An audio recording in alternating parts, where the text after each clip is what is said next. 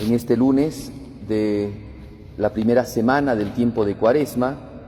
Empezamos nuestros ejercicios espirituales y vamos a comenzarlos con la metodología que San Ignacio ya nos ha venido enseñando, que es armando un esquema para que podamos hacer correctamente nuestra oración mental, nuestra meditación.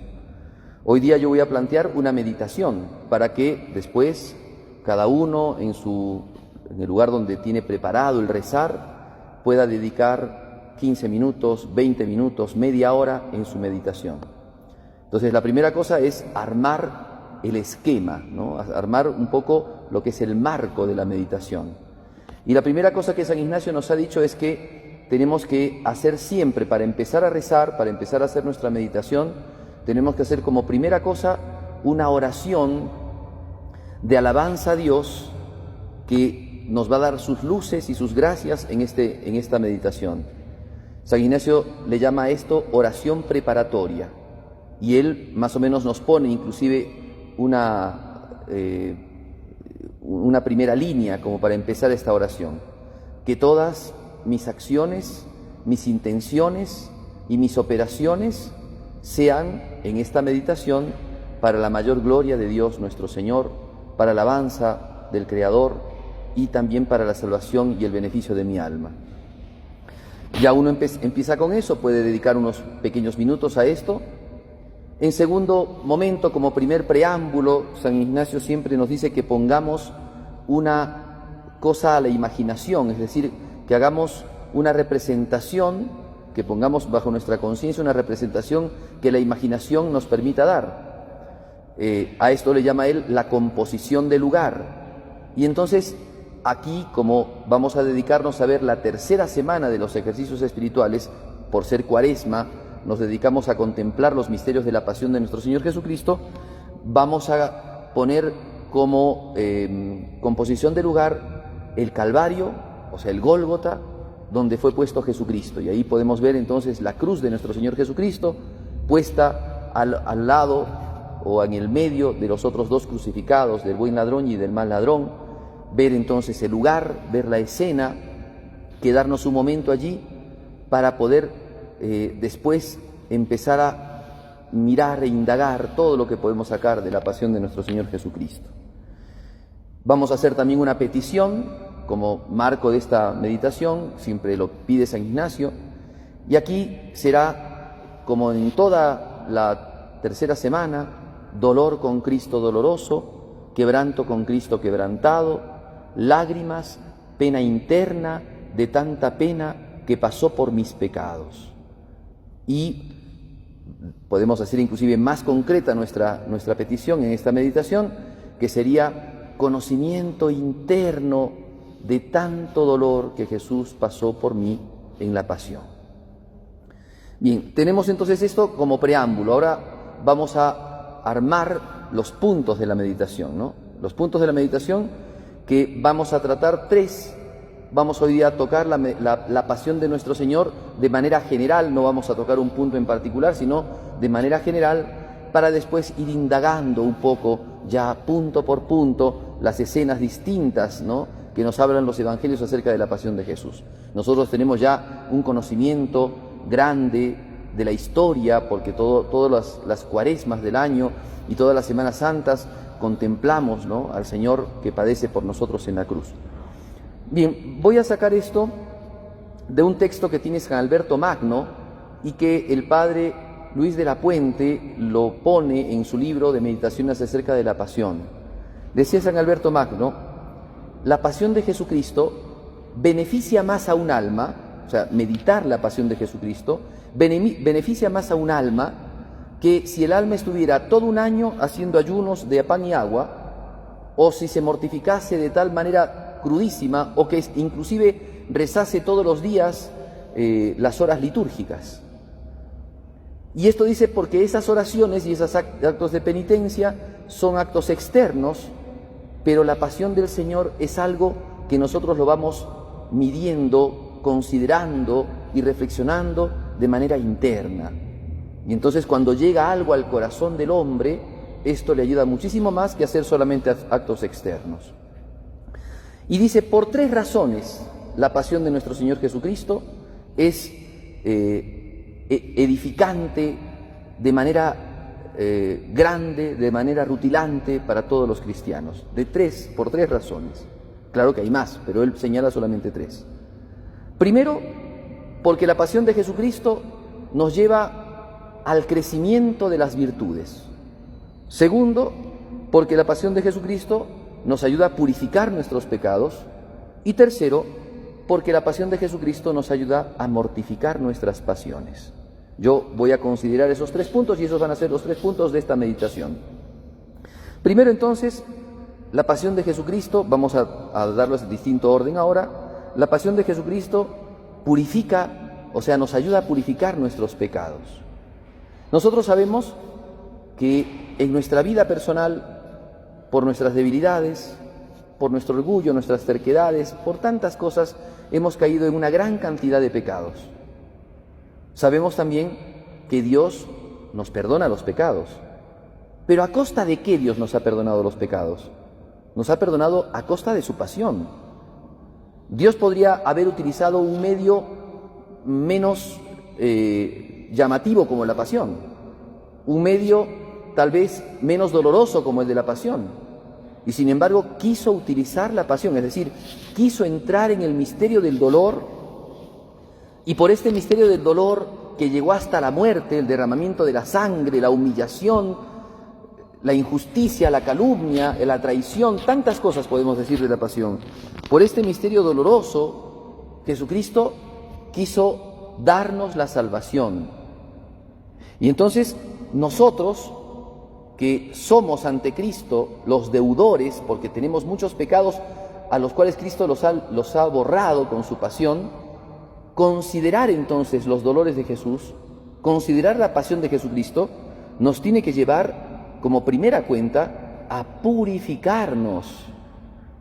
O sea, nos tiene que llevar a que nosotros vayamos viendo nuestra vida y tomando un cambio en nuestra vida y queriendo además realizar actos de reparación y de desagravio, porque ese es el gran problema que vive el hombre de hoy, que piensa que el Señor ya te ha perdonado y ya está, tienes que seguir nomás tú viviendo la misma vida que vives como antes. Y esto no es así, porque la pasión de Jesucristo te muestra todo el dolor, toda la angustia, toda la tristeza de Jesucristo, y eso te tiene que llevar a ti a la purificación de tu alma. Claro, quien purifica el alma es Dios, pero el que se pone en la vida de purificación es el alma, es el cristiano. Al ver la pasión, al ver el dolor, al ver la penuria, al ver la tristeza de Jesucristo, entonces el cristiano se mueve a querer purificar el alma. No puedo seguir viviendo así. No puedo estar siempre lejos de Dios. Mira cuánto dolor ha padecido Jesucristo por mí. Y entonces, ¿cuánto tengo que purificar en mi vida? ¿Cuántas cosas tengo que corregir? ¿Cuántas cosas tengo que enmendar? ¿Cuánta penitencia tengo que hacer? El gran problema es que hoy día el hombre no hace penitencia porque no ve la pasión de Jesús, porque la pasamos desapercibida, la pasamos como si fuese solamente una escena más que nos muestran las historias del Facebook. Y sin embargo la pasión de Jesucristo es la fuente de donde brota todo el amor de Dios, todo el amor limpio que lleva al hombre a la purificación. Segunda cosa, la pasión de nuestro Señor Jesucristo nos lleva a la mortificación. Cuando nosotros meditamos la pasión de Jesús, nuestro corazón lo menos que puede hacer es estar en comunión con Cristo. Y la mortificación interior consiste principalmente en la penitencia. ¿Y esa penitencia qué cosa es? Es el dolor del pecado, el dolor por haber cometido pecados. O sea, ya no solamente el pecado tiene que hacerle ver al cristiano de que ha hecho algo malo, algo contra la ley de Dios, que hemos fraccionado, que hemos caído en infracción a la ley de Dios. No es una cuestión legal. Acá hay una cosa mucho más fuerte y más profunda. Hemos ofendido a un Señor tan bueno, tan noble, tan justo, y lo hemos clavado en una cruz. Porque son nuestros pecados, claro, fueron los sayones romanos los que lo clavaron físicamente, los que metieron esos clavos en sus manos y en sus pies. Pero son nuestros pecados por los que Jesucristo llegó allí. Entonces somos también culpables nosotros de esos clavos de Jesús, de esa corona de espinas, de esa flagelación, de esa sangre derramada, porque Cristo murió por nuestros pecados. Dijo Jesucristo, nadie me quita la vida, yo la entrego. Entonces, en razón de eso, tenemos que nosotros ahora considerar, ¿no? Porque la pasión nos tiene que llevar a la penitencia concreta. Lo que San Ignacio decía, ¿qué he hecho por Cristo? ¿Qué hago por Cristo? ¿Qué he de hacer por Cristo? Hoy también, en mucha superficialidad, los cristianos quieren que Cristo les haga todo, ¿no? Muchos ya ni siquiera rezan, y los que rezan solamente rezan pidiendo, Señor, dame esto, Señor, dame el otro, Señor, concédeme tal cosa. Pero ¿qué hago yo por Cristo? ¿Comulgo con Jesucristo en su pasión? ¿Me introduzco en la pasión de mi Señor? Esos dolores de Jesús, esa tristeza de Jesús, a consecuencia del pecado del mundo, ¿también la tengo yo? ¿Padezco con mi Señor? ¿Lo acompaño? ¿Soy como el sireneo de Cristo que voy cargando la cruz junto con Él? ¿O a las cruces yo más bien las pateo, las tiro al costado y no quiero saber nada de sufrimiento ni de dolor? El mundo de hoy es cobarde ante el dolor porque no lo ve a Jesucristo, que es nuestro Señor y nuestro guardián, nuestro héroe, nuestro capitán, nuestro general, que nos lleva adelante en esta vida que muchas veces es un valle de lágrimas. Último punto, la pasión nos hace crecer en las virtudes, porque el que contempla la pasión mira las virtudes de Jesucristo. ¿Cómo fue el actuar de Jesucristo en la pasión? Porque claro, uno mira a Pilato, que fue un pelele que se lavó las manos, uno mira a los fariseos que eran unos hipócritas, falsarios, uno mira a la plebe, que como siempre es la masa que va gritando según le van dando los lobbies y las propagandas, lo que va diciendo, pero uno ve a Jesucristo y entonces uno empieza a contemplar en Jesucristo, por ejemplo, su paciencia. ¿Cuánta paciencia Jesús tuvo en el dolor, en la injusticia, en la ingratitud, en la soledad? ¿Cuánta paciencia? Uno ve en Jesucristo, por ejemplo, su caridad. Cuando en vez de responderle a su amigo Judas, traicionero, canalla, vendedor, sin embargo, le dijo sencillamente amigo, la caridad de Cristo. La caridad para con San Pedro, que negándolo a Jesucristo, dice que Jesucristo lo vio a San Pedro después de que lo había negado. El amor de Jesucristo frente a los hombres que lo estaban clavando y crucificando y burlándose de él, y dijo, Padre, perdónalos porque no saben lo que hacen. El amor de Cristo que nos llevó a decir a todos nosotros en San Juan, Hijo, ahí tienes a tu madre. ¿Cuántas cosas? Santo Tomás de Aquino decía, ¿quieres encontrar virtudes? Busca en la pasión. ¿Quieres encontrar respuestas a cómo tienes que reaccionar en tu vida? Busca la pasión. Si tú buscas en la pasión de Jesucristo, vas a encontrar cómo tienes que portarte ante los demás, cómo tienes que aprender a perdonar, hasta qué punto, cómo tienes que aprender a tener paciencia, cómo tienes que aprender a tener humildad, cómo tienes que guardar silencio y tener prudencia, cómo tienes que esperar a Dios. ¿Cuántas cosas? Decía por eso Santo Tomás al final de este texto, decía, ¿quieres ser perfecto?